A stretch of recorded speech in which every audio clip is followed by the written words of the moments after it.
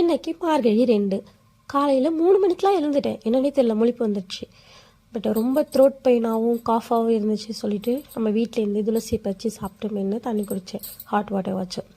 இப்போ 3 மணிக்கு எழுந்த எனக்கு மண்டைக்குள்ளே ஓடுற விஷயம் என்னென்னா, நேற்று மழை பெஞ்சு நம்ம போட்ட கோலம் ஒரு 4 hours கூட இல்லாமல் வர்ண பகவான் அழிச்சிட்டாரே, இன்றைக்காச்சும் நம்ம கோலம் போடலாமா இல்லை வேணாமான்னு ஒரே கன்ஃபியூஷனில் மண்டையை பிச்சுக்கினே ஒரு 10 minutes உட்காந்துட்டேன்.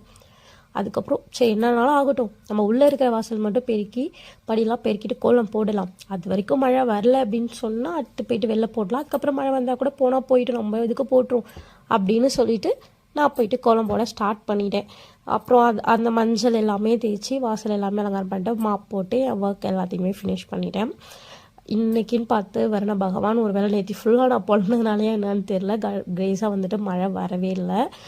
எனக்கு அது ரொம்ப ஹாப்பியாக இருந்துச்சு. பிகாஸ் நான் ரொம்ப த்ரோட் பெயின்னு கோல்டோடு எழுந்து அதை நான் ஆசையாக பண்ணுறேன். அது அந்த ஒரு நாள் ஃபுல்லாக கூட பார்க்கறதுக்கு வாசல் இல்லைன்னா மனசு ரொம்ப கஷ்டமாக இருக்குது. அதனால எனக்கு ரொம்ப ஒரு மாதிரி டிசப்பாயிண்ட் ஆகிட்டேன். பட் நான் டிசப்பாயிண்ட் ஆனதுனாலயா என்னன்னு தெரில, பட் கிளைமேட் இன்றைக்கி செம வெயிலாக இருந்துச்சு. மழையில் கோலம் அழிஞ்சும் போகலை. நான் போட்டிருக்க கோலம் வந்து நல்லா இருக்கா அப்படின்னு சொல்லி கமெண்ட்டில் சொல்லுங்கள். ப்ளஸ் வந்துட்டு உங்கள் யார் ஊர்லையாச்சும் மழை பெஞ்சதா இன்றைக்கி, கோலம் போட்டு என்ன மாதிரியே அது அழிஞ்சு வருத்தப்பட்ட எக்ஸ்பீரியன்ஸ் வந்து யார் யாரெல்லாம் ஃபீல் பண்ணீங்க அப்படின்னும் கமெண்ட்டில் சொல்லுங்கள். அப்புறம் ஒரு நாள் நீயா நானா எபிசோட் பார்க்கும்போது அதில் ஒரு அக்கா சொல்லியிருப்பாங்க, நான் வந்து வாசலில் கோலம் போட்டுட்டு ஒரு நாளைக்கு 10 times வெளில போய் அதை தூரத்துலேருந்து பார்த்துட்டு வருவேன்.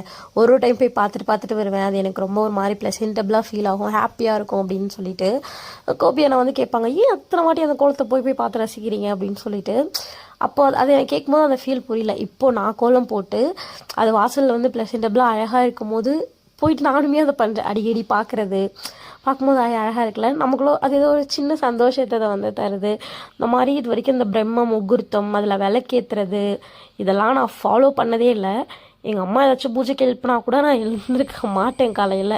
எனக்கு இது வந்து 10 o'clockன்றதே எனக்கு மிட் நைட்டுன்ற மாதிரி ஃபீல் ஆகக்கூடிய ஆள். பட் இப்போது எனக்கு என்னமோ தெரியல, ரொம்ப இதெல்லாம் பண்ணுறதுக்கு எந்துவாக இருக்குது. காலையில் எழுந்து காட் நம்பிக்கை அந்த மாதிரி இன்னும் டிவோஷனலாக சேஞ்ச் ஆகலை. பட் வந்து எனக்கு காலைல அந்த எழுந்து அதை பஞ்சது ரொம்ப பாசிட்டிவ் வைப்பாக இருக்குது. Feel good, really feel good, ரொம்ப நல்லா இருக்குது. ரீசெண்ட் டேஸாக எனக்கு ரொம்ப ஞாபகம் மடி மைண்ட் ஃப்ளக்சுவேஷன் அப்படிலாம் இருந்துகிட்ருக்கு. பட் இது பண்ணுறதுனால கொஞ்சம் சேஞ்ச் ஆகும் அப்படின்னு சொல்லிட்டு நினைக்கிறேன். நம்ம வந்துட்டு நாளைக்கு பார்க்கலாம். Tata, bye bye.